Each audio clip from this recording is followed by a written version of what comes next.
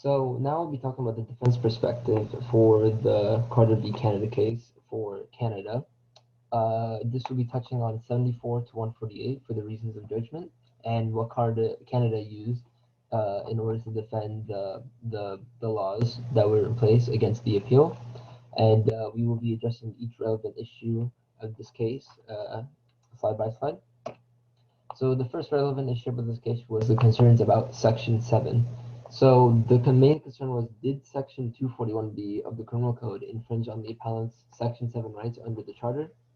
So as the Charter states in Section 7, everyone has the right to life, liberty, and security of the person, and the right not to be deprived, therefore, except in accordance with the principles of fundamental justice.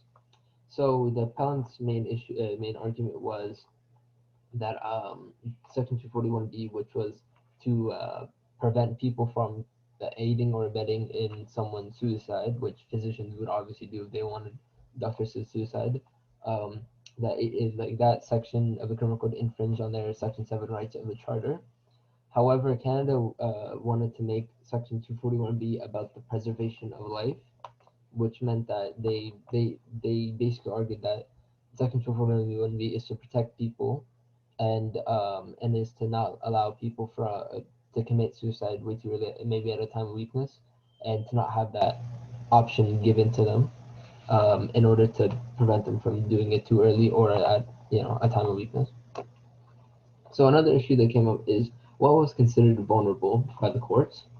So Canada argues that it is very hard to identify people or someone as a vulnerable person, which meant that they didn't really have a gauge on who should have physician-assisted suicide and who should be allowed it.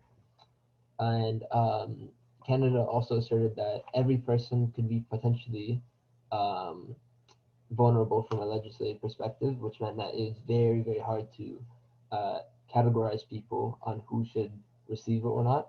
And due to this, they argued that they should consider or they should keep the blanket prohibition on physician-assisted suicide in order to protect Canadian citizens from either doing it too early or during a time of weakness when they didn't need to, or just maybe try to uh, seek more medical attention.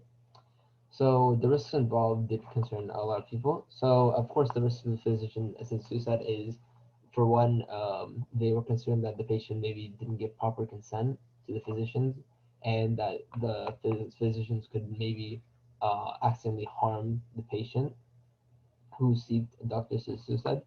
So during this part of the trial, Canada insists that the judge had made a mistake on concluding that safeguards would minimize the risk, and due to that, they argued that there should keep a prohibition on doctor's suicide.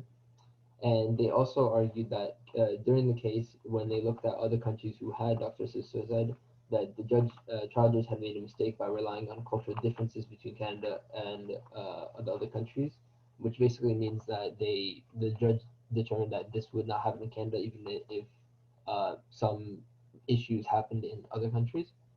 So, and also Canada believed that any permissive regime would accept too much risk and wouldn't be that effective in the long run. So, some additional key factors. Canada wishes to also protect physicians who, due to moral or religious grounds, wishes not to participate in physician-assisted dying. This was actually a major concern because the medical community was kind of split between two parts on if they should allow it and if they shouldn't. So they just wanted an option to be allowed for physicians to deny it if they were not comfortable with it.